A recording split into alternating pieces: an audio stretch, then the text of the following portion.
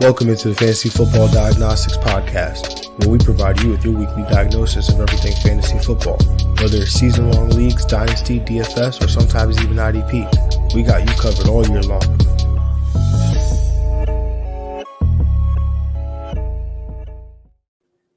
Let's do it. Let's get to it. Welcome into the Fantasy Football Diagnostics Podcast. It is Thursday, December 21st. I'm your host, Jon Jeune, at the real Jon J_FF. And of course, I got my guy, Greg Pennamon, here with me. Greg, on this lovely Thursday, the Thursday before Christmas, how you doing today, man? Good. Definitely in the Christmas spirit. Definitely one of my favorite, not my favorite holiday. Glad we got a game tonight as well. Rams Saints, so that should be pretty good. I know a lot of people probably got some players in this game, especially we do with Alvin Kamara. So I'm gonna need at least 10 catches out of my man Alvin Kamara tonight. That's what I'm feeling right now. Mute. Need 10 catches. Definitely need a touchdown because the touchdown was Greg. When you're not here, man. Things get a little out of control. I may or may not have thrown out a 6-leg yesterday. Built around Kamara. I would hope. I mean, it was like a little everything. Okay. There was a Kamara touchdown, a Kyron touchdown. Yeah. I know a lot of people probably have Kyron on their semifinals teams. Kamara. Maybe Matthew Stafford to play in this matchup. The Puka Cooper. Yeah, it's a big matchup. Yeah, I mean there was some Kamara yards in there, some Kyron yards, some Puka and Cooper catches or receptions, as the platforms like to call it. So, got a little crazy. It's a 566. So if y'all want to catch, not too crazy, but crazy. It's not too crazy. I've definitely done crazier. Yeah, definitely done crazier. But if you want to catch that, definitely go back and check out the go check out the show that I did yesterday, covering Thursday Night Football, obviously covering the 2 Saturday games and the 1 p.m. games. Greg, do you have a bold prediction you want to throw out there? No pressure. If you have it, you do. If you don't, you don't. But I know Stafford was on. I took him for 250 and 2 last week, just on a private bet. I'm feeling some type of Kamara touchdown, and I think Stafford's one of the hottest quarterbacks right now in football. So I think I'm also taking for a 250 and 2 again. If I parlay those things, I'll do that for the people just so how it looks like. Okay, all right, Stafford's been on a roll lately. Stafford definitely has been on a roll. The matchup tonight against New Orleans is interesting. So obviously not going to get into all of that. Greg is going to see if he can find out what Stafford 250 and 2 looks like for us. But in the meantime, while he does that, make sure you go comment, like, subscribe, all that fun stuff on the Fantasy Football Diagnostics YouTube channel or on Twitch or on X. Make sure you hit the notification bell on X so you can make sure you're getting those notifications when we do go live on the @FF Diagnostics Twitter page or X page, whatever you want to call it. Instagram also has, StreamYard and Instagram also incorporating, streaming straight to Instagram Live. So hopefully we can get that going. If not before the season ends, then, during the off-season landscape of this podcast, which we obviously will talk about a little bit more as we get to the end of this, redraft season. But obviously this is the last show before Christmas. We will not have a show on Monday. We usually do our recap show on the Monday following the week that was. So we will not recap on Monday where it's Christmas, where we will be off spending time with family and whatnot. So we will be back here on Tuesday, do the recap show and the waivers on Tuesday. We'll try to do it early on Tuesday so we can get, all the waivers and stuff out the way and to you guys early. But we will only have one other show to break down all the matchups next week. So that'll either be Wednesday or Thursday. We have not just decided which day and what time yet, but as soon as we know, you will all know, which will be Tuesday. Hopefully, not hopefully, we would have an answer for you by Tuesday. So just be on the lookout for that. But Greg, did you have what the 250 and 2 is for Matthew Stafford? So his over-under is at 242.5. So I'm going to just take that over. Matthew Stafford over 1.5 touchdowns and parlay that with Kamara anytime. That's plus 357. Nice. Yeah. There you go. Yeah. Look at Greg in the Christmas spirit, man, giving out go. a plus 300. Yeah, I know. All right, y'all. Let's jump into the matchup, starting with the 8-6 Jacksonville Jaguars traveling to Tampa Bay to take on the 7-7 Tampa Bay Buccaneers. This game kicks off Sunday, 4:05 p.m. The total is 43.5, and the Tampa Bay Buccaneers are 1.5-point home favorites here. Greg, where are you at with this game here? Yeah, I'm gonna take the over. I'm gonna take Tampa to cover and Tampa to win. Yeah, I took the under here, but I do take Tampa to cover, Tampa to win. Trevor Lawrence, questionable in this game. There's some he did not practice today, so that's important. I think he's on the sideline. He's still going through concussion protocol. Yeah, so obviously we wait to see what his status is for this matchup. But if he goes, he's a QB1, man. The matchup here is great against Tampa Bay. Greg, I mean, do you have concerns here about his availability this week? I mean, just with concussions in general, you definitely have to have some. Cause I would have a backup plan if you're a Trevor Lawrence manager, because 1 week removed from a concussion, there's a chance that you won't be able to start. But if he's able to go, no worries about his performance. Though he should be able to do. Him in this offense in general should have a very good day. Yeah, I'm curious to see what it comes down to, because he has played through some things this year in terms of his knee and his ankle, and he's kind of garnered his reputation as a guy who will do whatever he has to do to not miss a game. Definitely respected, gots to. But this is one that he doesn't have much control over in terms of the concussion protocol. So one to monitor for sure. Evan Ingram, I think, has a fantastic matchup.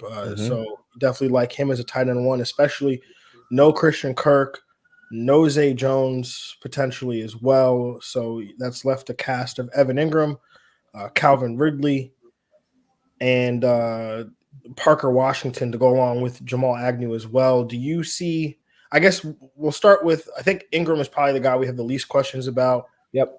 Calvin Ridley, we have a ton of questions about. And then is there a tertiary option that we want to look to in the passing game at the receiver position? Definitely love Evan Ingram. Calvin Ridley, I think, is playable in this game. He's been up and down all season, but I think it kind of hits here, especially with this matchup. I do have the over, so I do think it'll be a back and forth nature. Tampa Bay has just been awful against the passes here. So Calvin Ridley, I'm gonna have as a low end wide receiver 2, with some wide receiver 2 upside, high end wide receiver 2 upside, and then Parker Washington would be the only other option I'd look at. But I would probably stick to the main 2 guys unless you're really desperate. I think you can go other options for tertiary. Yeah, I mean, I kind of agree with you there, right? Evan Ingram is the guy, tight end one. If I could play any player from the Jag side, it probably would be Ingram. Yep. Calvin Ridley, I think, is a wide receiver 2 with, like you said, has some high wide receiver 2 upside. Did see 12 targets last week, big target number, but targets haven't really been much of the problem here for Calvin Ridley. I mean, they've been a problem sometimes, but that's not really been the main issue, is capitalizing on those targets. So when it comes to a tertiary option, like you said, Parker Washington definitely makes a ton of sense.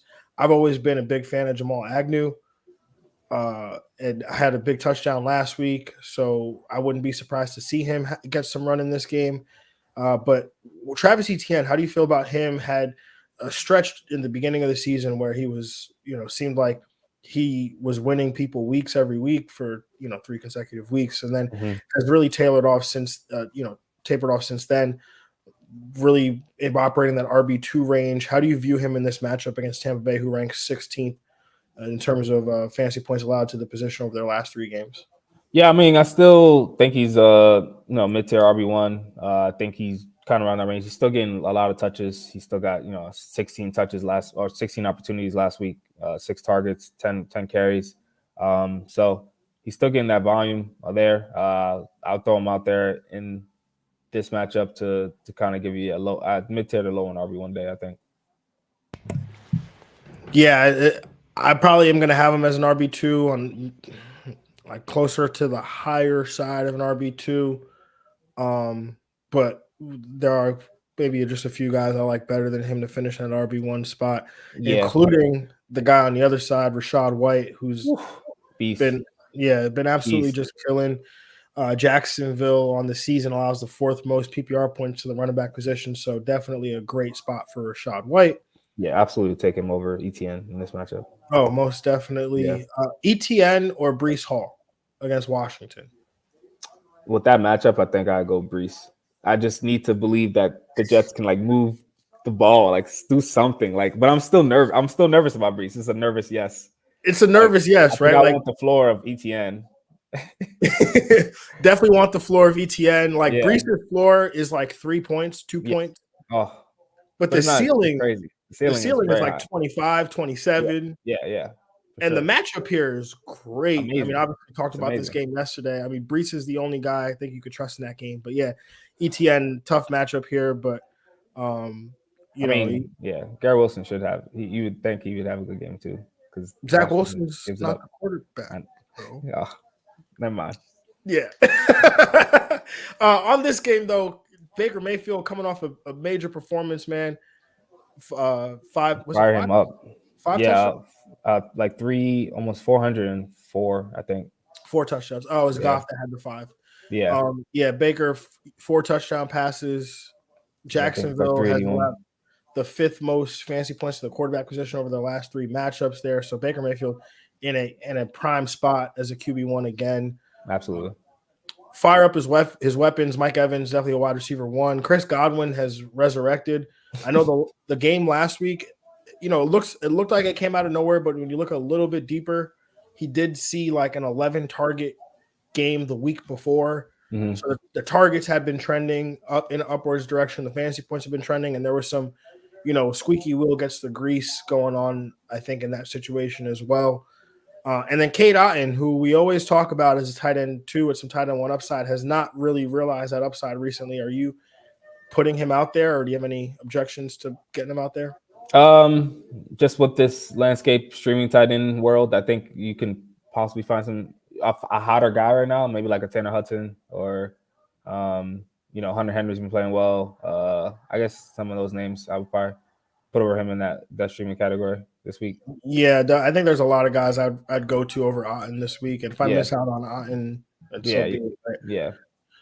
I do have a question here from Bryce before we move on to the next game. Bryce on YouTube asks, need 2 running backs and a flex.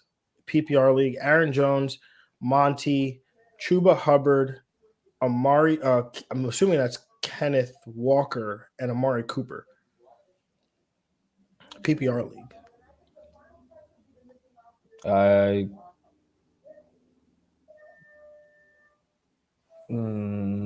I guess I'll definitely Amari and Monty. I think I'm leaning towards, and then the other running back between Hubbard, Kenneth, and Jones. Really, I think is the. I know you want to say Chuba. I want to say Chuba. Yeah. Chuba's definitely in there for me. We'll talk about that a little bit later, but Chuba's in there. Monty's in there for me as well. And I'm going with Kenneth Walker. I don't know why I want to say Kenneth Gainwell so bad. I'm going with Kenneth Walker. Had a great game against Philadelphia last on Monday Night Football. Gets a matchup against Tennessee, who's allowed the 10th most PPR points to the running back position.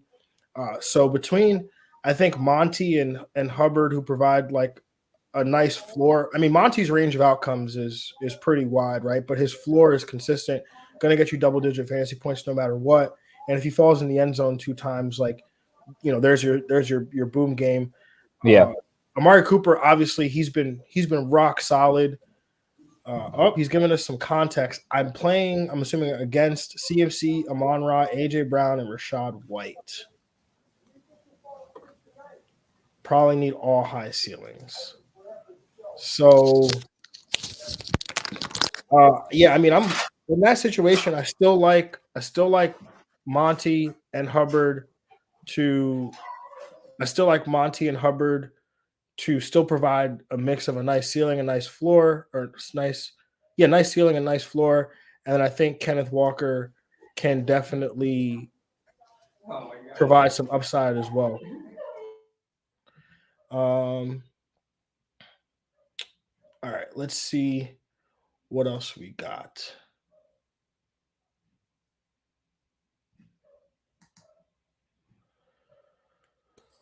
Moving on to this next game here, we got the 3-11 Arizona Cardinals traveling to Chicago to take on the 5-9 Chicago Bears. This game has a 44.5-point total, where the Chicago Bears are 4.5-point favorites at home. I'm going to take the over here.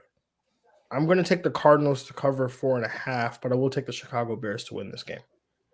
Yeah, I'm gonna take the over as well. I'm gonna take Chicago to cover and Chicago to win.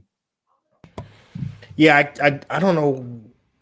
I think I don't know if I have like, I don't want to call it recency bias, because recency bias would tell me Kyler Murray and the Arizona offense is not very good, and there's no way that they could keep pace with Chicago. They had some solid drives against San Fran last week. Yeah. So they can make a drive against more of a. But Bears are playing well, but like more of a not as level as San Fran. They could probably give it a game. I think it's gonna be like high flying a little bit. If this was a game this time last year before Kyler Murray tore his ACL, would you be smashing the over in this game? Yeah, absolutely. I think we get that here. I think we kind of get it here too. Yeah. Which is why I like the Cardinals to cover here.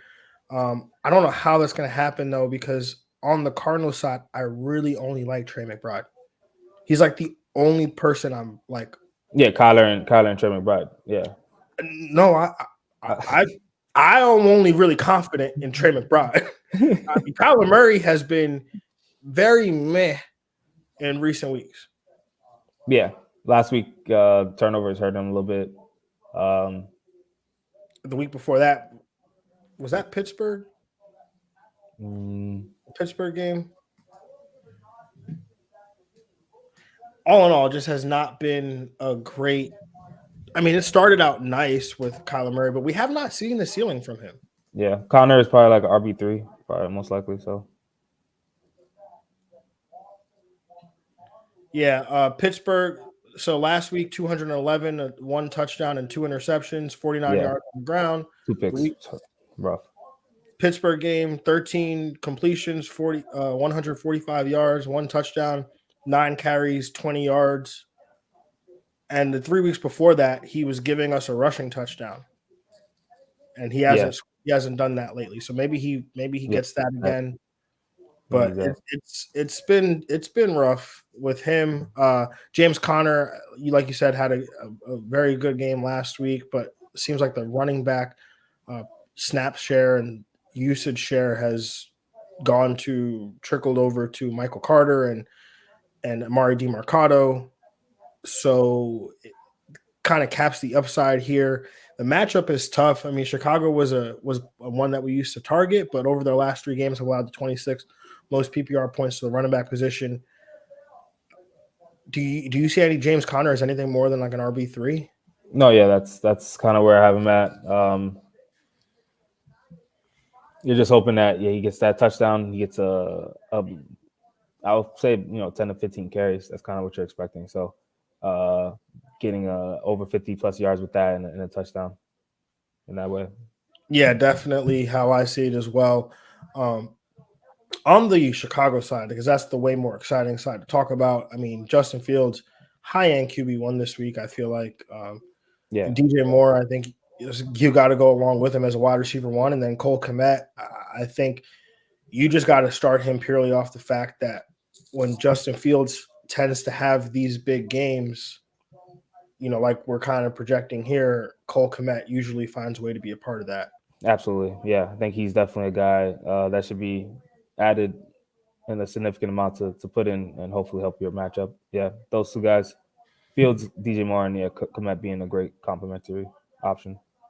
Yeah, and then I know this guy ended up as a Jag last week, -6 rushing yards, but Deontay Foreman makes sense as an RB3. The Bears favored at home. I know, Greg, you're sighing like you Yeah, I might really be out. I know. Oh man, I don't know if I'm in for this, but I mean, yeah, you're right. The Arizona matchup is great. Arizona allows the most PPR points to the position over their last 3 matchups. Deontay Foreman, when they want to run the ball, that's the direction that they go in. Yeah. Last week they played against Cleveland, and Cleveland has allowed the 27th most PPR points over their last 3 games. So it was not a great matchup for Deontay Foreman. And so I'm going with just the simple fact that, hey, they might be leading. They might, have opportunities here to give Foreman the ball, and the rush defense is not very good. Yeah, you're hoping for hopefully inside the 5-10 yard line. Deontay Foreman's the one that gets the ball, not like Jon Johnson is a bigger back too. So yeah, we'll see. Yeah, no, he definitely is, and Roschon is somebody that pops. I think. Yeah, I just don't know if they're ever going to transition to him in 2023. Anything else on this game, Greg, before we move on? No. Moving on to the 10-4 Dallas Cowboys, traveling to Miami to take on the 10-4 Miami Dolphins. This game has a 51.5 point total. The Miami Dolphins are 1.5 point favorites at home here. The immovable object beats the unstoppable force. You've got the team that can't play well outside of their own building in Dallas, and the team that can't play well if they face a team over 500 in Miami. So which one gives here, Greg? What say you? I really don't know. Because Dallas is home. Oh no, sorry, Miami's home. Yeah, I'm gonna take the over here. I'm gonna take Miami to cover, Miami to win. Yeah, I am gonna take the under. Miami to cover, Miami to win. I tried to go with Dallas last week. I tried to you did. Yeah. that famous, like the late Danny Green once said, they are who we thought they were. Mm-hmm. And I thought going into last week, that Dallas was a legitimate playoff caliber team that could go on the road and win a playoff game, because that's what good teams do. Mm-hmm. But clearly Dallas couldn't do that. So now I'm putting all my chips in the Miami on Miami side. We'll see how that goes. But Dak totally flopped last week as a quarterback. Crazy stat. Did you know that Baker Mayfield has more top 12 QB1 performances than Dak Prescott this year? I believe that. Well, I thought it'd be close at least, or like tied, because Dak just came on 5 weeks ago, maybe 5-6 weeks ago, and then he's gotten all his QB1 weeks in that kind of span. But yeah, Baker's been having spotty QB1 weeks. Baker hasn't finished as like the QB1 or the QB2 or the QB3 every week. He's done it like 2 or 3 times. Yeah, but he's consistently finished inside the top 12. Yeah, I believe that. Mike Evans, man. Him and Mike Evans. Do you think Dak gets back into the QB1 realm this week in a tough matchup against Miami, who allow the 27th most fantasy points to the quarterback position over the last 3 games? Yeah, I think you got to put him in as a QB1. I think they'll be able to do more on offense. It's not Buffalo. I mean, it is tough to play in Miami with what they kind of do in Miami, but I think it would be a little easier here. I think he'll have a chance to do what he has to do. CeeDee Lamb continuing to dominate. He was able to get that touchdown last week when not everyone else wasn't performing. So yeah, I think you can rely on this offense. Jake Ferguson, I'm a little scared about because of the matchup's tough, but I think you got to throw him out there as a tight end one, long tight end one. Yeah, I think he's got to be a tight end one. I'm done. I'm done betting against Jake Ferguson. Yeah. He's got you here, semis. You're probably playing him unless he didn't get me there. He didn't get me there because he's got to be on my roster for that to happen, and I cut him like 3 times. So, Tony Pollard, RB2. Yeah. Yeah.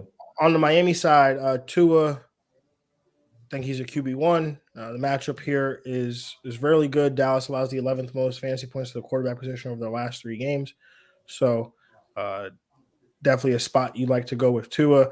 Tyreek Hill did return to practice today, so that bodes well for his potential return to the lineup this weekend. You know, there's multiple things at play here. Miami's obviously, they're fighting for seeding here in the AFC, as well as, you know, trying to close out this their stranglehold on the division. And then additionally, Tyreek is also chasing the 2,000 yards. So what does Miami weigh, right? The immediate future now of like, let's get Tyreek Hill, let's try to get the bye week, get home field advantage throughout the playoffs, get Tyreek Hill to 2,000 yards, or do we sit him, try to win another game without him and have him come back fully healthy next week? I have a feeling Tyreek Hill is going to play, though. Yeah, I think he plays. I don't think he's able to go at any capacity, like 67%. I think he still can play at that level without re-aggravating it. Yeah, I know he's gonna be in lineups, right? Like Miami still needs that big game. They still haven't won that game to prove that they're a real contender in this league. So yeah. See, the interesting thing is how you like set your lineup up to accommodate for you trying to play Tyreek Hill, right? Because he plays in the Sunday 425 game, right? And so Arizona versus Chicago, like there's not a receiver out in that game that's not going to be rostered that I want to pick up and play, right? Like you could do Michael Wilson, but like you're just throwing a shot in the dark. You could do Greg Dortch, but like, right? And then if you go to on the Miami side or on the like, are you going to play Braxton Berrios, right? Like, are you playing Cedric Wilson? No. Are you going to play like a Dallas receiver? Brandon Cooks is probably rostered, but like if he isn't, maybe I would do that in the New England game. Are you playing anybody from New England or Denver? Cortland Sutton's already rostered. DeMario Douglas probably already rostered. Maybe Devontae Parker, but are you excited to go in a matchup against Denver? Probably not. No, just first receiver only for the Pats. Las Vegas, it's a 2-man show there. Yep. Kansas City, they barely have trouble trying to figure out which receivers they want to play. And then it comes down to maybe the Giants was the only one I could really identify. Like, do you go after a Giants receiver, Wan'Dale Robinson or Jalen Hyatt? But again, these are the things you have to ask yourself when you're setting your lineup. Can I get Darren Waller and put him in my flex? So? You could, right? Make sure if Tyreek Hill is the latest wide receiver, make sure he's in your flex. Honestly, this is the only time I go against this advice. Like Brandon Ayuk in our dynasty league, right? Like I have Ayuk at receiver, and so I put Ayuk in a receiver spot because I'm like, you're gonna be in my lineup. My issue is what do I do with Tyreek Hill? And so my pivot comes down to, in that situation, doing this in 2 different leagues. One league, my pivot is going to be Wan'Dale Robinson because I'm like, it's Tyreek or bust for me. That's it. And in another league, it's Javonte Williams I'm going to pivot to. So like these are conversations you really have to ask yourself. Actually, no, my pivot in our dynasty league is not Wan'Dale Robinson. Actually, found a way to move. I ended up deciding between Jaden Reed and Zay Flowers. I wanted to start Zay Flowers, but I was like, it's equal in my mind, so let me start Jaden Reed. Yeah. And I'll leave Zay Flowers as the contingency plan if Tyreek Hill can't go. Yeah, so, that's good. That's a good plan. Yeah. But like I'm just saying, for people out there that are going through this, like these are the mental gymnastics you kind of got to go through to really cover yourself in the case that Tyreek Hill does not go. Yeah, it'd be really hard for me to trust a Giants receiver. Honestly, you can add Boston Scott because he's a giant killer, and I put him in flex. If somebody pivots, if my opponent didn't have Tyreek Hill and then pivoted to Boston Scott just so he could score 2 touchdowns on Christmas against the Giants, I might never play fantasy again. It'd be beautiful. Oh my God. Jalen Waddle, wide receiver 2 with some significant wide receiver 1 upside. It seems if Tyreek Hill can't go. Yeah, if he can't go, he's locked in as a 1. And yeah, wide receiver 2. We'll put them in. Yeah, and we got it. Just don't watch the first 10 minutes of the game. Just turn your notifications off for him if you can. Yeah, just don't even. Yeah, it's crazy. Just don't even. Just do yourself a favor. Just don't even pay attention to it. If because it's gonna happen. It's gonna happen at some point during the game. Yep. Jalen Waddle's gonna go down. He's going gonna to have blue medical tent. Field, go into the blue medical tent. You're gonna get the alert. Oh, he's questionable to return, and then you'll see him limping back onto the field. Like I'm good. I'm good, coach. I'm good. Mostert and Devon Achane, how are you stacking these two guys up against a Dallas defense that got absolutely obliterated against the run by Buffalo last week by the running back? Forget the run, the running back. They've allowed Dallas the 9th most PPR points to the running back position over their last 3 matchups. How do you stack these guys up against this defense? Yeah, that's why I have Miami winning. I think the run game is going to be the difference. So Mostert, I think, is an RB1. HN is a mid to RB2, some RB1 upside as always. Yeah, I agree with that as well. Anything else on this game, Greg, before we move on? No, should be a good one, though. Should be a good one until we get to this one. 8:15 p.m. Sunday Night Football, Christmas Eve. Yay. That's when you celebrate, eat dinner, Christmas Eve celebrators out there. So, yeah, hopefully they can celebrate during this time. The 3-11 New England Patriots travel to Denver to take on the 7-7 Denver Broncos. This game has a 34.5-point total, where the Denver Broncos are 6.5-point home favorites. I am taking the under. I'm taking New England to cover 6.5. Taking the Denver Broncos to win the game. Yeah, I'm gonna take the over. I'm gonna take Denver to cover and Denver to win. In terms of the fantasy matchup, is there a player in this game on the Denver side that you love? I mean, I'm always in love with Courtland Sutton. I mean, he can make a play happen at any time. He's been a touchdown machine this year. He's outplayed his situation, I think, for sure. So he's a low end wide receiver 2 for me with some wide receiver 2 upside. Low end wide receiver 2 with some wide receiver 2. Yeah. I love that. No, but it's really kind of how it feels, right? Like you said, he's been solid all year, has had double-digit outings in every game except for the bad matchups. New England, over their last 3 games, ranks 24th in fantasy points allowed to the position. So they are literally allowing wide receivers to be the wide receiver 2.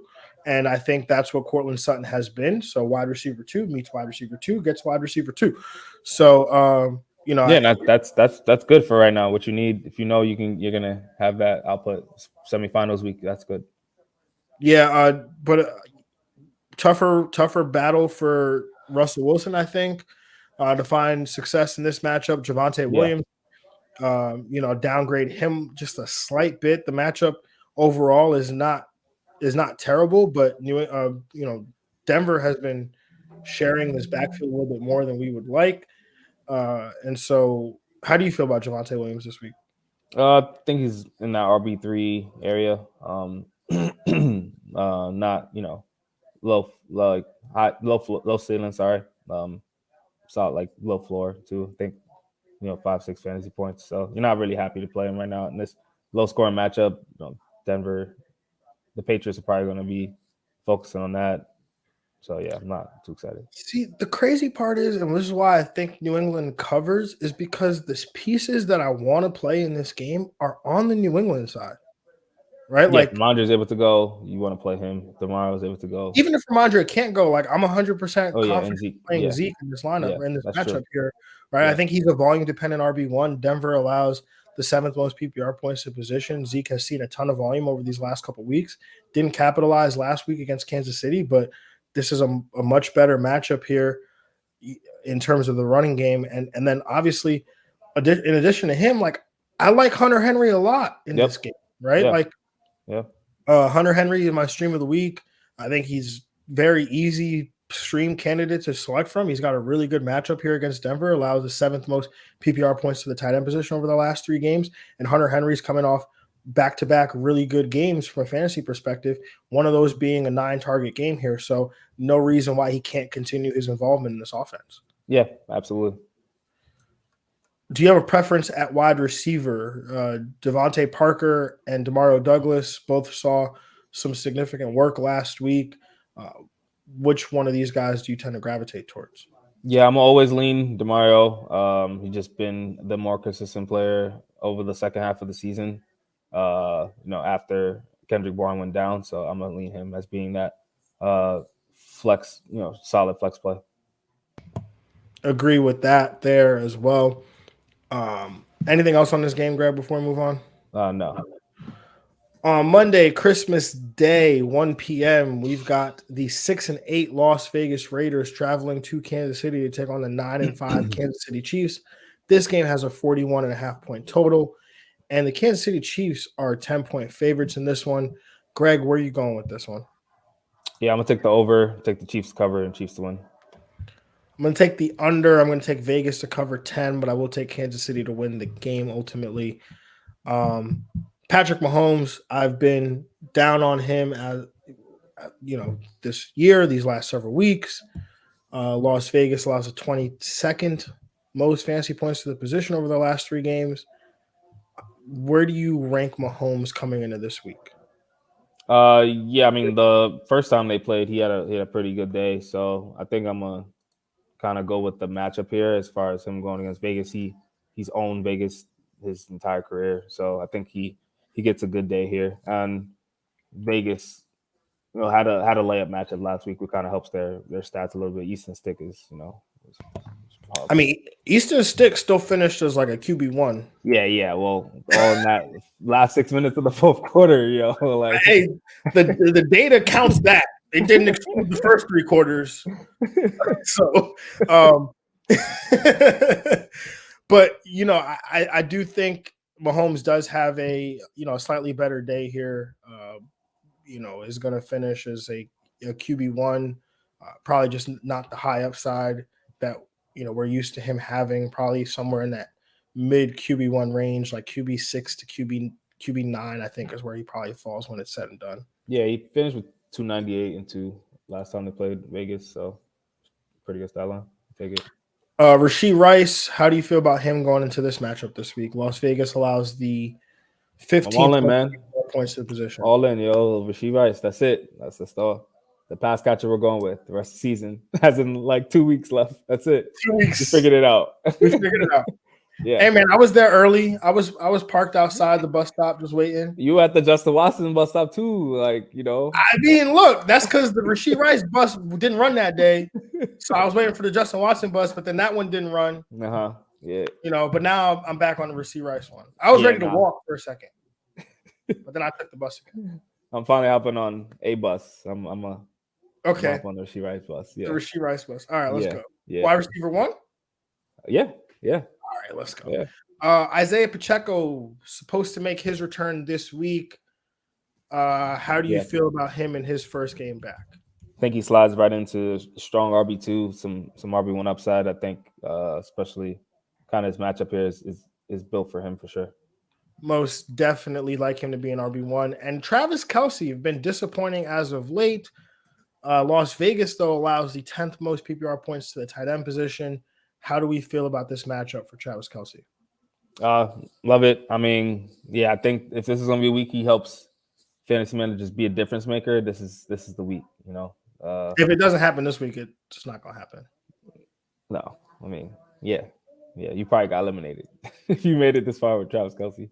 Oh, I was already eliminated. I had Travis Kelce last week. He finished like the tight end 15. Yeah. And he was my first round pick. Yep. Yeah, the first round pick is supposed to be a difference maker for. Who's the worst first round pick? Travis Kelce or Austin Eckler? I'm gonna go Austin Eckler still. Is that because it's personal? No, because I think Kelce had a floor. Kelce's still overall, I think, top 5. Yeah. Yeah, I I'm pretty sure. I don't know like what his overall ranking is, but I think he was his pretty overall close. ranking. He's got to be in like the top 5, Yeah, top 7 yeah, like overall. yeah. I mean, obviously that's not why you drafted him in the first round, but you know, Let me see. I'll pull it up real quick. On the season, points per game, he is points per game. Yeah, he's the tight end 1. Yeah, he missed the first game too when he's the tight end 2. Yeah, that's crazy. Yeah, it's not the gap that he has. That's the made. difference. They used to have like a huge gap every year. Right now, it's like less than a point. Yeah, in total, he's not number 1. So actually, I know the best way to look at this. Where does he rank amongst wide receivers? Because that used to be the thing. Yeah, right. He would be like the wide receiver 16 today, where in previous years he's like the wide receivers like 5 or 7. Yeah. Yeah. All right. Anything? Well, I guess anything else on the Kansas City side? Probably not. No.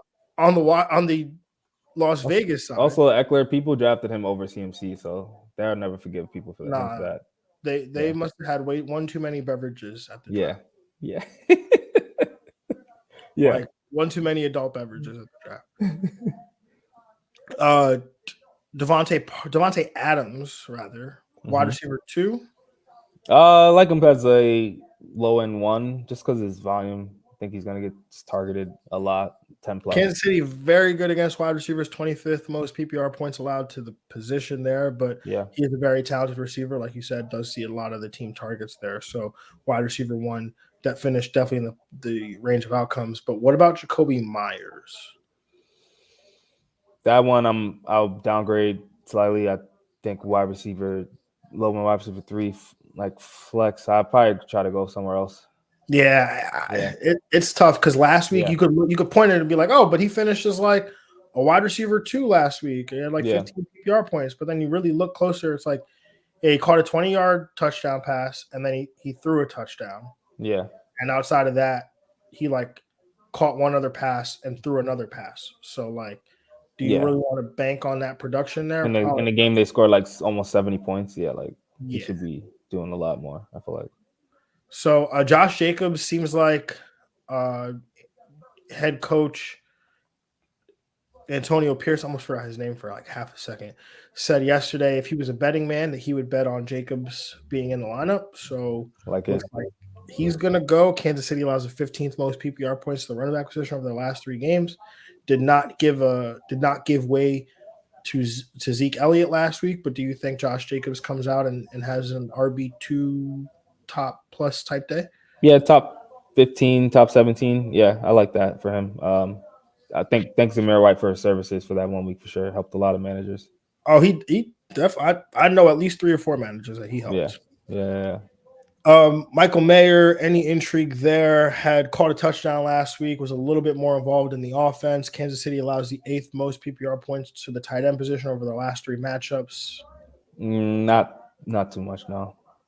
Yes, it's tough at this point in the season to take a shot on like Michael Mayer. Yeah. But I also would not be surprised to see him more involved as this year goes on. Anything else on this game, Greg? No. You're not playing Aiden O'Connell? No. Okay. No, I don't want to play him either. I just didn't want to disrespect him by not bringing him up. Moving on to this next one, man. The 5-9 New York Giants traveling to Philadelphia to take on the 10-4 Philadelphia Eagles. This game has a 43.5 point total, where the Philadelphia Eagles are 10.5 point favorites. Your boy Tommy DeVito, he was here. He was talking about how they asked him, has he ever seen an environment as hostile as like what the Philadelphia crowd could be? And he said, have you ever been to a Don Bosco Bergen Catholic football game? And I can attest, those are some hostile environments. That right. You said what? It's Jersey, man. I believe that. I mean, when Jersey High School is at the pinnacle of its of its success and the notoriety, a Bergen Bosco game was almost as good as college football in the area. So, Yeah. In terms of this game here, I'm going to take the under. I will take the Giants to cover. I'm going to take the Eagles to win the game. Yeah, I'm gonna take the under. I'm gonna take the Eagles to cover and the Eagles to win. I think the Eagles are like pretty upset right now. I mean, they've been upset for 3 weeks. Yeah, but they like can take it out on someone now. Like I don't know. At this is the Boston Scott. It should be when Greg War was on the team. Greg War week 2. Like, nah, this is I think it'll be that bad with those guys that are coming in fourth quarter. And this script, man, Tommy DeVito on Christmas. Nah, yo, I'm not here for it, man. What? You saw that Saints D-line go crazy on him last week? Yo, but like he's concussed, right? Didn't he get concussed? Nah, he's back. No, he's back. Okay. Yo, Tommy DeVito, it's Christmas. This NFL could not want this anymore. And Tommy DeVito will walk into Lincoln Financial and cover 10.5 points. Not beat. I'm just saying cover. Yeah, I think it moved to 12 too, even. Oh man, give me Tommy DeVito. I hope for the man's initials are TD. Like, it doesn't get any more football than that. But in all seriousness, though, Tommy DeVito, I think, is a streaming quarterback option. Philadelphia allows the 9th most fantasy points to the position over the last 3 games. And I'm not saying I would play Tommy DeVito in a 1-quarterback league, but in 2-quarterback leagues, I definitely would play Tommy DeVito. Yeah, if he has 3 seconds to get the ball out, maybe, yeah. He have some type of day.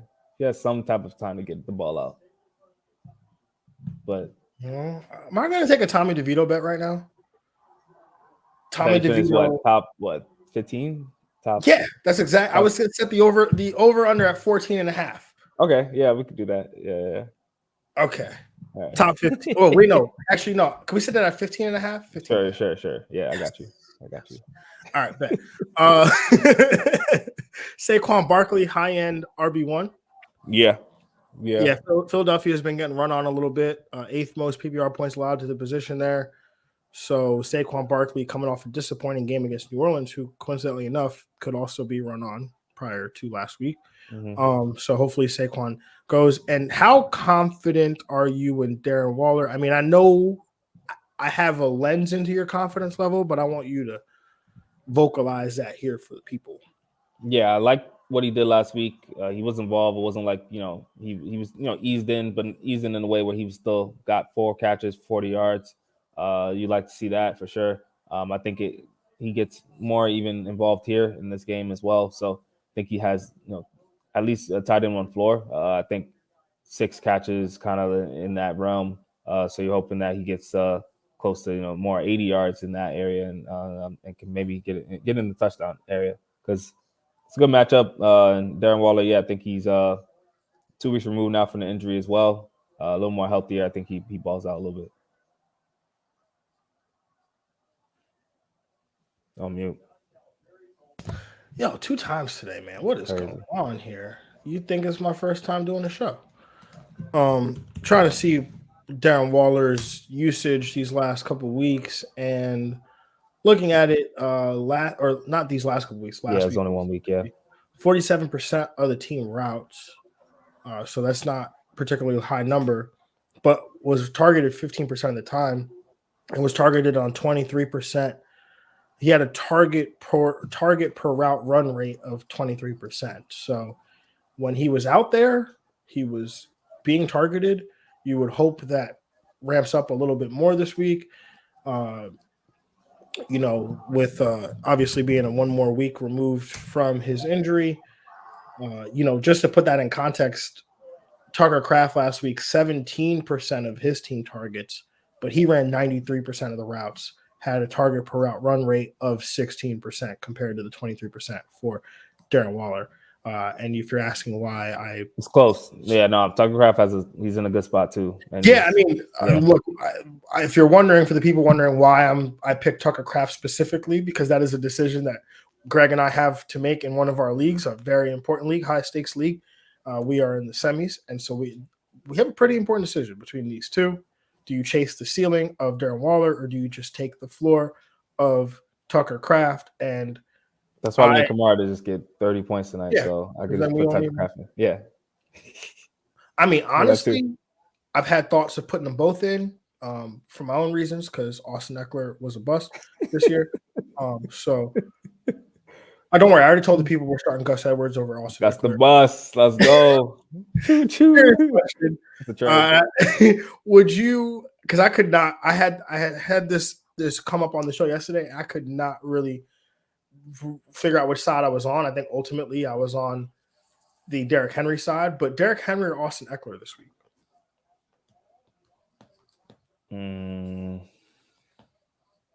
I think I'd go Derrick Henry. Right? Because at least I know he's going to get the work. Yeah. Right? Like with Austin Eckler, you got to be concerned, like, what is he going to do with the work? And is he going to get the work? But with Derrick Henry, it's like, what is he going to do with the work? But you know he's going to get the work. Yeah, and it's going to be a competitive game, so it favors Derrick Henry in a way as well, especially in the red zone too. You know Derrick Henry is going to at least get that ball at least a couple times under the 5 and the 10. That's what you need right now. Okay, back to the Philadelphia Giants game. On the Philadelphia side, Jalen Hurts, QB1 in this matchup. Yes, sir. AJ Brown, Devontae Smith, I think wide receiver 1 and wide receiver 2 respectively. Yeah. Dallas Goedert and a tight end 1. And how are you feeling about DeAndre Swift this week? Yeah, loving him a lot. I think his matchup is probably one of the best for any of these guys here. So I think he bounces back. He's still getting good solid volume. I think he gets a good week this week. Yeah, I mean his snap share looks good. The rush share looks good. He's just has this really, really, really innate ability to fall down at the 1-yard line. It's crazy. It's crazy. Like it's just set up for a Jalen Hurts. That's why his anytime has just been a lock the entire season. So I literally was watching that game and I needed a big Jalen Hurts game. And you see, and as soon as DeAndre Swift gets tackled at the 1, you're like, yes. Right? Like, yes, let's go. It's not even a question. Yep. It's a lot. You know what's going to happen to the point where DeAndre Swift, the cameras cut to him. He's in a huddle. And I don't know I don't know what happened. I don't know if the call came in, but you can just tell his body language. Like something happened and he was like, man. Yo, get in the end zone, man. I know it's tough, but yeah, like just Oh man. But yeah, I definitely think the peripherals are definitely there. Anything else on this game, Greg, before we move on to the real Christmas present from the NFL schedule makers? Yeah, no, I'm ready. Super Bowl preview. Based on those logo colors, the first one. You know what? Yeah. I've been thinking about that. I've been thinking about that for a while now, since we had that conversation at that establishment that one time. Mm-hmm. And I'm afraid to look at what it is now, bro, because I literally almost put a bet in before Sunday Night Football. And I was like, ooh, let me save my bankroll. Let me make this bet after. And I was like, well, what's the worst that could happen? I was like, well, the Eagles could lose this game. And if the Eagles lose this game, that probably makes the odds better for the Niners. So I'm afraid to look at what it is now, but I'm pretty sure it was plus 500 for that matchup. Ooh. Yeah. But anyways, they'll probably go down for one of these teams after this game. So, maybe it'll still be that. I mean, it's just crazy how we get this game. Like two teams, they're the 1 seeds in their respective conferences. They this both late in the season, yeah. This late in the season, they both need a win to get it. Like, usually, it would be chills, goosebumps thinking about this game. Brady and Manning used to be the only thing. We used to get a late season matchup. There would be 10 and both like 12-1 or something like that, and yeah, that would be it. Anyway, The 11-3 Baltimore Ravens travel to San Francisco, Santa Clara, to be exact, to take on the 11-3 San Francisco 49ers. This game has a 45.5 point total, where the Niners are 5.5 point favorites at home. Craig, where are you going with this game? I'm gonna take the under. I'm gonna take Baltimore to cover, but I'm gonna take San Fran to win. I'm gonna take the over.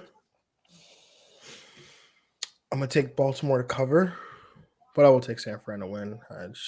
San Fran's like the best team in football. You thought I was gonna pick Lamar? Hell right? Yeah. Absolutely. 1,000%. 1,000%. Yeah. Yeah, absolutely. Yeah. Hey, I feel like I haven't been so. I mean, I'm always pro Lamar, but I have not been as loud about it this year. I don't think. Yeah, he might win MVP again. He might. I don't know this is how. The game. This is probably for MVP. This game right here. Like, literally, this sucks to say, but how many Lamar teams are actually in the playoffs? Not many. Not many. Yeah. But he's MVP. Yeah. Crazy. But I think he's a QB1 this week. I mean, San Francisco over the last 3 games allowed the 13th most fantasy points to the quarterback position. Lamar Jackson has been rolling these last several weeks here. Like I said, I think I said this in week 14, right? If Lamar, or was it week 14? Yeah, what are we going on to right now? We're going to week 16. So what was week 14? I said, hey, if it's not too late for you to make the playoffs, maybe Lamar helped you get in with his performance that week. But it's possible that he didn't, and these last several weeks he's done really well, and so I think he's in spot here to be a high end QB1. Yeah, love it here for Lamar. Love it here for a lot of pieces on both sides. Starting with Lamar and obviously Gus. We know how feel about him being, if he's going to get majority of the touches, like at least over 50% of them, he's going to have a solid day. I think at least a RB2 day, and he's top 5 as far as getting carries in that 10, under the 10 5-yard line. So he should have a solid day as well. Yeah, I agree with that. And I think Isaiah Likely is the guy that you likely want to target in this game. I mean, San Fran has allowed the 4th most fantasy points, PPR points to the tight end position over the last 3 games. And Likely's kind of been hot. Yeah, absolutely. So keep riding that wave. Any preference at wide receiver between Zay Flowers and Odell Beckham? I'm a lean Zay. Yeah, as a, low and wide receiver too. Like, right on that flex option. Yeah. It's like wide receiver 3, wide receiver 2 border. Yeah. Wide receiver 28, 29. Yeah. I'm not really there with OBJ. I can't do it after last week, man. That was tough. Yeah. On the San Fran side, I think it's pretty much the same that it's been these last several weeks. You play them all. Absolutely. I'm hoping CMC plays the best in this game so he can get that MVP. Okay. Coincidentally enough, he has the worst matchup of all his teammates. Over the last 3 weeks, Baltimore allowed is 16th against quarterbacks, 32nd against running backs, 5th against the wide receiver, and 14th against the tight end. Yeah, it's crazy. He's a wide receiver, running back. Yeah. None of that matters. Like, I'm just like I said, coincidentally enough, but it doesn't matter.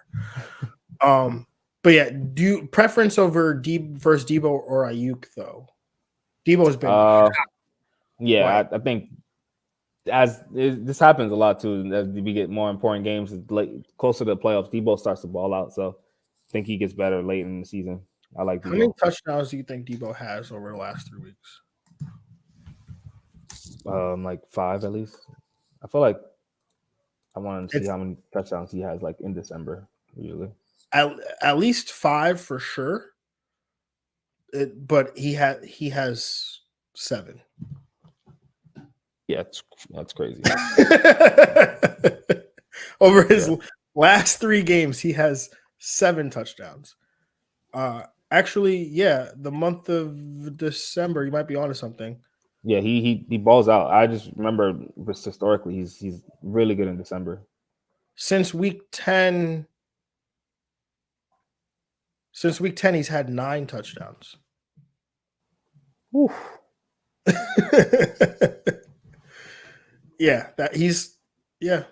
He's basically scored every week since week 10 except for week 11. That was against Tampa Bay. Love it. Yeah, absolutely wild stuff there. Does he have 10 touchdowns on the season? Anyway, that's besides the point. He's absolutely been killing, and he has 11 total touchdowns on the year, 9 of which have come since week 10. So absolutely balling. So are you going Deebo Samuel over Ayuk then? I don't know. Yep. Yeah, I think I have to do that as well. You know me, I'm the Ayuk truther here. Mm-hmm. All right, Greg, time to get to that money time. Unless there's anything else you want to add to that game. No. All right, Greg, your quarterback start of the week this week. What do you got? Yeah, going Trevor Lawrence, going against Tampa Bay. Already talked about how love his matchup against Tampa Bay all year. The secondary for Tampa Bay has been vulnerable. As long as Trevor Lawrence is able to go, hopefully, he can recover from this concussion in time. I think he should have a really good day. He still threw for 264 last week in that bad loss against Baltimore. So he can still get the ball out there. It's going to get to his guy, Calvin Ridley. Not many games where he has over 2+ touchdowns. This is one of those days he does. And if Trevor doesn't go, do you have somebody that you would like to go after instead? Yeah. I mean, I think you could even stay in that same game, honestly. Could, yeah. Baker Mayfield, you're right. Yeah, absolutely. Yeah, definitely like it. My quarterback start of the week is Justin Fields, coming off a down game last week, but faces off against an Arizona defense that has allowed the 6th most fantasy points to the position over their last 3 games. And just in time for look at that. Just in time, because it's Justin Fields. Wasn't even trying to get that done. But just in time for Fields to have a great game that leads folks to a fantasy championship. Definitely love Justin Fields this week. Ride him out. Absolutely. Love Justin Fields here. Greg, your running back start of the week this week. What do you got? Yeah, going DeAndre Swift, going against the New York Giants. Christmas Day special. I think a game where I kind of think, Eagles will be out early and often. That starts with the run game. DeAndre Swift hopefully can sneak into the end zone for once as well, but he's going to get a really good volume. Had 20 touches last week, even in with the Seattle game. I think he's going to get close to that even more this game. Gets a really good day. Yeah, definitely like this one as well. Talking about the peripherals for him and how they look good. As long as it doesn't fall down at the 1-yard line or Boston Scott doesn't score against the Giants again, then yeah. Did you see the dude who took Boston Scott last touchdown? RB stream of the week, man. I'm telling you, Boston Scott, yo. He's coming in, yo. He's coming in. 1 touchdown. 2. What is it? He had a first and last or something like that? No, he just took Boston Scott last touchdown. Last touchdown. Okay. Yeah, that makes sense for the timing too. Yep. It's like $143 to win $27K. I'm like, I'll put $5 on that. You won't win $27K though. That's not good. I'm not trying to possibly lose $143. Oh, very fiscally responsible of you, Greg. My running back start of the week, I'm going with Chuba Hubbard. Going up against Green Bay over the last 3 weeks, Hubbard has played 71% of the snaps for Carolina, 67% of the team rush attempts, 48% of the team routes, and has been the RB15 in points per game since that span, averaging more than 15 PPR points per game, and now gets a fantastic matchup against a Green Bay defense that's allowed the 11th most PPR points to the position over their last 3 games. Yeah, Chuba Hubbard sneakily playing very well over this last end of the season. Hopefully it's be one of the guys can have some momentum going into next year. And he's doing all of this without touchdowns. Like he's not on a bad team too. That's like pretty impressive. Yeah. Definitely like that. Greg, your wide receiver start of the week this week. What do you got? Yeah, my first Thursday night start of the week, going Chris Olave, going against the Rams tonight. Rams give it up to the wide receiver position, especially. I think Olave being back healthy should be able to go. I think he's going to have a very good day. Getting targeted a lot and often, and should be close to, I think, 100 yards receiving today. Yeah, I like this one a lot. Chris Olave was definitely on my list. just last time I went with Chris Olave, it didn't work well for me, and I like this game for Derek Carr, so I'm just like, So my wide receiver start of the week is I'm going with DJ Moore. Not an overall great wide receiver week. A lot of the top guys, we know who they are, and there's no one in like a glaring, fantastic matchup outside of like maybe like a Chris Olave.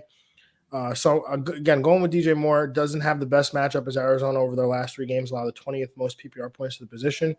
But I like Fields a lot. And then this is one of those cases where we often talk about the syrup and the pancakes, and maybe I'll take the pancakes, no syrup. And right now I want the syrup. But there's only really one pancake in Chicago, and that's DJ Moore. You're not getting, a little short stack. This one doesn't come with 3 pancakes. It only comes with 1. And Cole Kmet is the butter. So give me DJ Moore here, who has seen 33% of the team targets over his last 3 games, and should definitely have a good one here. Yeah, always excited. If Fields has a good matchup, DJ Moore has a good matchup. That's kind of always looked at it. Yeah, most definitely. And Greg, where are you going with your tight end start of the week this week? Yeah, going Tanner Hudson, going against Pittsburgh. Pittsburgh, really good matchup for tight end positions right now. Cincinnati. We saw that, they kind of haven't really dropped off in a huge way, with Jake Brown in at quarterback. So last week, season high, close to season, second time season high for receptions, targets, 5 for 49. I think he's going to continue to kind of build on that this week and possibly get into the end zone. This is wild, man. Every week I ask you about Tanner Hudson. I'm like, yo, we're going to play Tanner Hudson this week. And you're like, And now he gets a start of the week from you? Not even a stream. Well, I wasn't here for the stream, so he can bump up. He gets that promotion by default. I mean, look, I'm here for it. You know me. I've been banging a drum for Tanner Hudson. Tanner Hudson, no? But Tanner Hudson, right? But now we forget Tanner Hudson started the week, man. I'm actually low-key jealous. That's what it is. So jealous. I think my start of the week, I'm going to go with Travis Kelce. But in all seriousness, I mean, Travis Kelce has not, like, you may look at this and be like, John, Travis Kelce started the week. Like, this is crazy. But go look at these last few weeks. Travis Kelce has not really been Travis Kelce. I mean, finished like the tight end 15 last week. So this is more of like a confidence booster, right? Because it, Greg. There's somebody out there asking Travis Kelce or Darren Waller. Travis Kelce or Tucker Kraft. Right? People are asking these questions because they're overreacting, because that's what we do in fantasy football. We tilt. And I'm here to tell you, Travis Kelce has the best matchup of any player on his team. Play Travis Kelce. Shoot, Gerald Everett last week was somewhat respectable against these Las Vegas Raiders. Travis Kelce should have himself a day back to being the number 1 overall tight end. Maybe not this week because Trey McBride and Sam Laporta are very good at football. But he'll be top 3 for sure. Yeah, you got to put Travis Kelce in. You got to ride with your guys. I think he has a great week here. Most definitely. And now it's time for I was going to say some get money, but we got some questions. Dylan, good to see you, my brother. Yes, sir. What up? Happy holidays. Made next round of the playoffs in both my leagues. Already won $500 in the league for getting second. That's what's up. A lot due to your input. Appreciate you, homie. Got questions that I'll list. No rush to answer. I saw Kelce versus Laporta question, and I understand would have to flex one at that point. Yeah, I mean, if somebody is trying to decide between flex and Laporta, that's crazy. I'm playing both. Yeah. Like finding a way Absolutely. to get both of them in my lineup. Honestly. Absolutely. Yeah. Appreciate the shout out, Dylan. Glad we could help, man. Appreciate your support throughout the year, and anybody else that's been supportive throughout the year, obviously. Yeah, man. From him getting money to get money, man. Yeah, to get money. Would you look at that? Also known as the Greg Pennamon Invitational, Whoa! Shots! But I can't even defend myself because he's right. Okay. Greg, it is, for the people that don't know, maybe they're new, because we did get some new listeners recently. Welcome. Head-to-head, Get Money is a head-to-head DFS contest between Greg and myself. Takes place on FanDuel. It is a snake-style draft. Once a player is selected, they are removed from the player pool. It is an even week. Greg gets the first pick. Greg, where are you going this week? I'm gonna take Jahmyr Gibbs with my first pick, 8,400, going against Minnesota. I very much like that because that means that you're not going to snipe me. I'm going with Justin Fields, my quarterback start of the week, 8,300, going up against the Arizona Cardinals. I'm gonna take Brees Hall as my RB2, 7,400, going against Washington. I like that. I'm going to go with the stack here. Give me DJ Moore as my wide receiver start of the week, 8,200, going up against Arizona.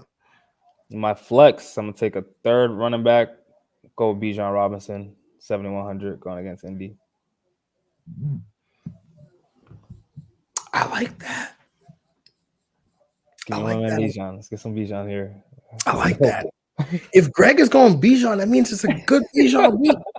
I think Arthur Smith wants to keep his job, and I think this is his last straw. I was saying this yesterday. Yeah. Literally almost word for word on the show, right? The last time we saw a weird Bijan week, right? We touched the ball one time. That was in a different situation, the migraine. But what happened the next week? It's like 15, 17 touches. Yeah. Yep. So I like that. I wish my fantasy team was still alive because we would enjoy that. Word.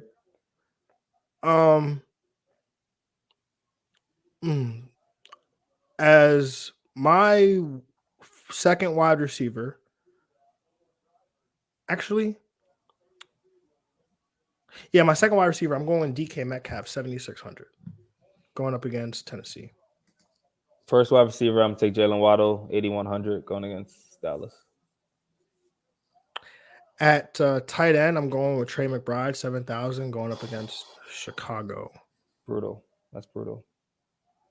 Luckily, he was expensive. So I'm going to just drop down to David Njoku, tight end, 6,600, going against Houston. All right, great, because I actually lied. Trey McBride is in my flex. At tight end, I'm going with Evan Ingram, 6,300, going up against Tampa Bay. Okay. At my second wide receiver, I'm going to take Jonathan Mingo, 5,400, going against Green Bay. As my defense, I'm going with the Chicago Bears, my defensive stream of the week, 4,400, going up against Arizona. My third wide receiver, I'm going to take Elijah Moore, 5,500, going against Houston. For my third wide receiver, I'm going Jameson Williams. Okay. Of the Detroit Lions, going up against Minnesota, 5,200. Quarterback, I'm going to take Tua Tagovailoa, 8,000. And for I think this is my final pick, my last pick. Mm-hmm. I'm going with Devin Singletary. Nice. Like 6,200, going up against Cleveland. As my defense, I'm going to take Seattle, 3,500, going against Tennessee. Nice. So, Greg, go ahead and read your lineup off for the peoples. Yes, sir. I got Tua Tagovailoa at my quarterback position, going against Dallas, 8,000. Jahmyr Gibbs at my RB1, 8,400, going against Minnesota. Brees Hall, 7,400, going against Washington. Jalen Waddle, 8,100, going against Dallas. Elijah Moore, 5,500, going against Houston. Jonathan Mingo at my third wide receiver spot, 5,400, going against Green Bay. David Njoku, 6,600 at my tight end position, going against Houston. Bijan Robinson in the flex, 7,100 versus Indy. And the Seattle Seahawks defense, going against Tennessee, 3,500. Who was your first running back again? Jahmyr Gibbs. Oh, yeah. Yeah. It's like you have Gibbs, who obviously high ceiling, but then you have Brees Hall and Bijan Robinson, who have these like the range. Yeah. But like really high ceilings. Yeah. I hope if they all three hit, that's over. It's like if all three hit, I'm done. Just stick a fork in me, bro. Like I am done. Like a prime rib on Christmas, man. I'm shoot. At quarterback, I got Justin Fields, my quarterback start of the week, 8,300. At running back, I've got Chuba Hubbard going up against Green Bay. My running back start of the week, 6,400. As my second running back, I've got Devin Singletary, 6,200 going up against Cleveland. At my wide receiver, I've got DJ Moore, my wide receiver start of the week, 8,200 going up against Arizona to stack with Justin Fields. As my second wide receiver, I got DK Metcalf, 7,600 going up against Tennessee. As my third wide receiver, I've got Jamison Williams, 5,200 going up against Minnesota. At tight end, I've got Evan Ingram, 6,300 going up against Tampa Bay. In my flex, I've got Trey McBride, 7,000 going up against Chicago. And in my defense, for my defense, I've got my defensive stream of the week, the Chicago Bears, 4,400 going up against Arizona. Okay, Dylan did send some questions over, so let's just take care of our man real quick here. My question in first league, all full PPR. Start one running back, one flex. Mixon at Pittsburgh or Pollard at Miami or Reed at Carolina. Mixon for sure. Oh, or likely at San Fran got McBride. Greg, I'm gonna let you answer this one. I know where I'm going, but I'm gonna let you answer this. This is like a 4-team league. It looks like it's crazy. Mixon, yeah. He already said Dylan's been listening to us all year, bro. Dang, yo, his team is stacked, bro. Stacked. I'm gonna take Mixon, 1 RB, 1 flex. It's man, it's rough, man. I gotta go. Wow. It's between Jaden Reed I likely, but like McBride is a great option too. I'm assuming you can start just one at the tight end position. And I think he's saying he's gonna start McBride, so he's thinking about likely in the flex spot. In the flex, got you. Yeah, I'm gonna go likely. That's exactly where I'm going. Mixon and likely, bro. Yeah, I think so. And then he's got Broncos DST versus New England or Green Bay DST versus Carolina. Greg, what do you say about this one? I like the Broncos defense. Yeah, off the rip, I like the Broncos defense. And when I check my rankings, I have the Broncos significantly higher than the Packers. Yeah, at home. Yeah.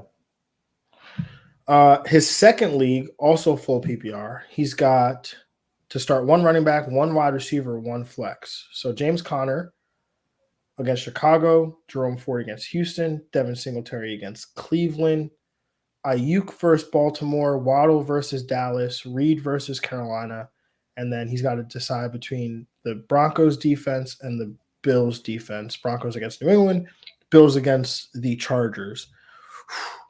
Let's start with the defenses there, Greg. Bills. I've got them like back to back. Yeah, I think I'd give the slightest to the Bills. They're hot right now. I'd give the edge to the Bills too. They're hot, and like the Chargers look like a mess. Yeah. And I mean, with these defenses, right? Like I think both of them could bring a solid floor, but if you're asking which one's gonna more likely to score like 30 points, I think it's the Bills. So give me the Bills there. And then he needs a running back, a wide receiver, and a flex.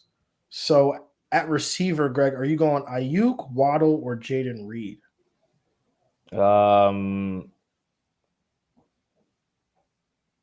one of them?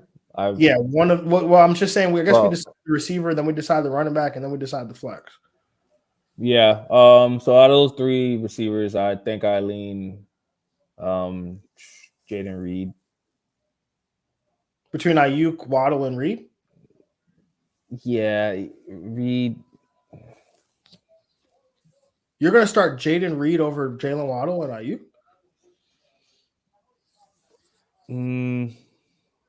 I think I'm more confident in him at least over Waddle. I do like Waddle's boom. I was just so scary. It's just so scary. I'll lean Waddle a little bit more, and then I think I put Reed though and over Ayuk. Oh man, okay. Yeah. I'm here trying to decide between Waddle and Ayuk for the wide receiver. I just think there'd be significantly more points scored in those games. And Carolina's been pretty good defensively as of late. I mean, they've only allowed. I was going through this yesterday, but they're 30th against quarterbacks, 29th against running backs, 26th against wide receivers, and 21st against tight ends. So that scares me a little bit. I actually will lean Ayuk here. If Tyreek Hill doesn't go, I would go Waddle. Yeah, if Tyreek Hill goes, I would go Ayuk. At running back, what are you doing here, Greg? Because part of me leans Devin Singletary. Singletary. So then we got to decide on a flex. For me, I think the flex would be I would go Waddle, Ayuk, and Singletary here as the three choices. But it sounds like you want to find a way to get Reed in there. Yeah, I'd probably go would be Singletary, Waddle, and Reed slightly for me. Yeah. Okay. Yeah. So there you go, Dylan. Anything else you want to add to this one, Greg, before we close this one out? Anything you want to say to the